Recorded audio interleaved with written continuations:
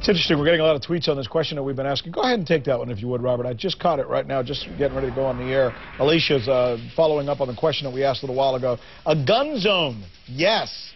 There are so many more guns and crazies out there than back when other presidents were made, when other attempts, pardon me, were made on other presidents. That's an interesting question, because the question that we were posing is, there's already a no-fly zone. When the president travels, you're not allowed to put a plane or a helicopter up in his airspace.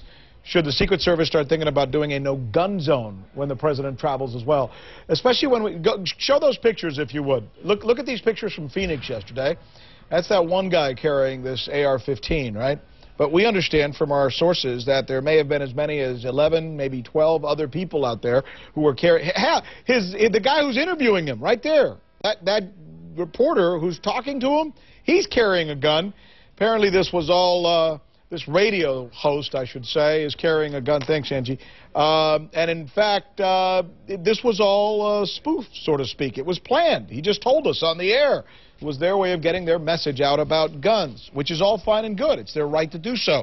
Joining me now is Joseph Petro. He's a former member of the United States Secret Service, and he's good enough to join us. What do you think of that idea? I've been tossing about that idea with some of the folks who watch our shows throughout the course of the day, and I'm just wondering, if they have a no-fly zone around the president, should they think, if this thing gets any worse, about having a no-gun zone around the president when he travels? Well, Rick, first of all, thanks for inviting me to the show. Pleasure. I think there's quite a distinction between airplanes and weapons. An airplane, a no-fly zone has a very good purpose, because an airplane could penetrate a zone at any time.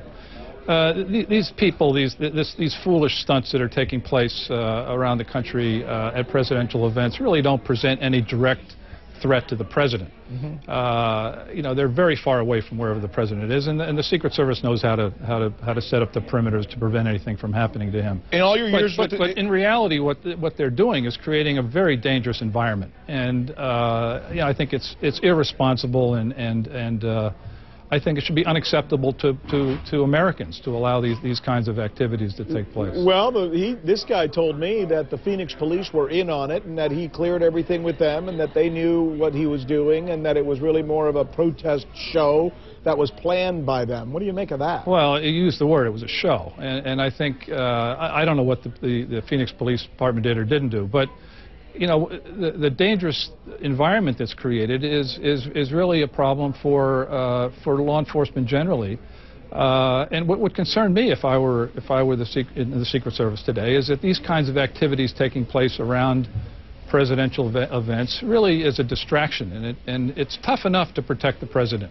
And they have a tough enough job, and they really depend on local law enforcement to help them protect the president. And if police officers have to go out and start dealing with these foolish gun nuts with exposed weapons in public crowds, they're being taken away from an activity that's much more important, and that is to keep our president safe and to keep the public safe.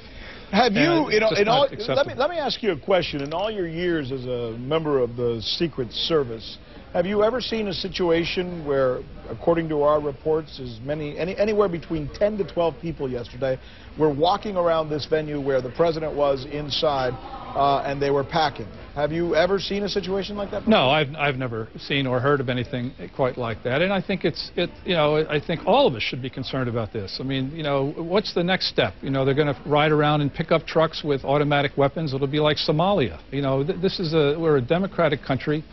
We should be better than this. But you can't tell what's the point? What's the point of them carrying these weapons? It's intimidation, and so you know, why should we tolerate that? It shouldn't be allowed. Well, it's free speech. It's political, free speech, and the point they're going to also make is we got a right to come out here and show everybody that we're for the Constitution, which gives us the right to bear arms. It's probably also, you know, not against the law to bring a can of gasoline and a match into an event.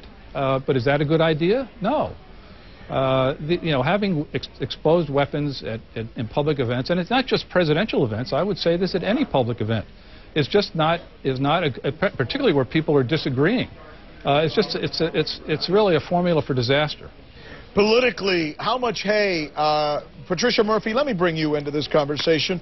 Politically, how much hay can the president make about this without essentially giving more fodder to the other side Almost that conversation we have all the time. When you make somebody a big deal, then you kind of martyr them, you know? Yeah, there's really nothing the president needs to say or can say about this. It really speaks for itself. I think, though, that what these protesters are doing, they're well within their rights. We know it was legal. I think it was responsible for them to tell the police they were going to be there so that they wouldn't be surprised by this.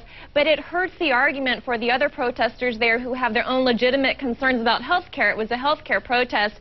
This takes the attention away from that, and it kind of lumps the entire movement in as crazy. And it is not crazy to be worried about health care. To me, it is crazy to bring a gun to an event where the president is going to be. It's legal, but as the Secret Service agent said, it's a terrible idea. It's like smoking in bed. You're just asking for something bad to happen. What do you think the strategy should be for Secret Service if they start to see this becoming a pattern, especially now that it's making headlines in a lot of newscasts like my own? Well, I can't speak for the Secret Service, but I think if this becomes a continuing problem, I mean, they may have to extend the perimeters. But again, I don't think the... what does that mean? Define that for us. Extend the perimeters. They might, instead of 100 yards, maybe it's half a mile. I don't know. But, I mean, you could probably do that. But I'm not sure that they'll, you know, that the Secret Service views this as a particular problem at the moment for the president. I think it's a problem for us as citizens to see this kind of activity taking place at public events. By the way, you just said something that I find curious. Jurisdictionally speaking, does the Secret Service have the right to set its boundaries, so to speak? And at what point would someone say it's an infringement if they might? I don't know where that point is. I mean, they certainly have a right to set up a perimeter around the president and prevent weapons from getting into that perimeter. Inside or outside? Well, I mean, with inside the perimeter. And now, outside the perimeter, as long as they don't present a danger to the president, you know, people have a right to do that. Whether that's a good idea or not is another question. It's an interesting conversation. I'm so glad we had you to talk about this. Murph, thanks so much for joining us. I'll be talking to you in a little bit as well. Thanks, Rick. Good stuff.